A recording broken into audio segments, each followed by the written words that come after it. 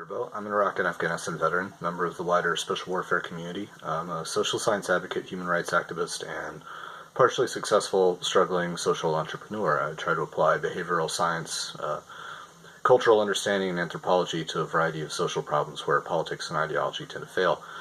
I'm an Arabic and Farsi enthusiast with varying degrees of proficiency in other languages from my background. I've been teaching myself the Quran in Arabic since I was in my late teens, and consider it one of the most beautiful languages on earth. I've been delving deep into Islam jurisprudence and the change within Islam for a very long time. And one of the biggest challenges on my radar since 2005 and 6 has been how do we support social change and amplify the voices of people in a way that is truly bottom-up Muslim-led and owned within the Islamic faith, and to support this from varying lines of expertise and skill sets. You know, you have cyber, media, strategic communication, cultural understanding, and you have the ability to support these movements through this convergence. This is a big project. It's something I've been wanting to write a book on for years and finally able to do, and a lot of this has been inspired and reinvigorated by the collaboration of Salman Majid, actually. Saul Majid's TED Talk a couple of years ago on dynamic movements through interconnected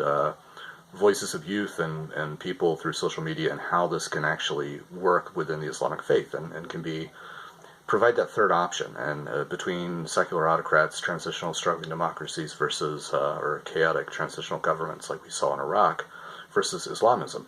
And I saw the defeat in people's faces back in 2006. It was utterly soul-crushing, and it really, I had to have this motivation rekindled. And I really think we can support this in a way that can adequately capture the beautiful pairing between secular freedoms and the Islamic faith in a way that is Muslim-owned and speaks the language of Islamic tradition. And this is this is an arms race, a peaceful arms race we need to engage in.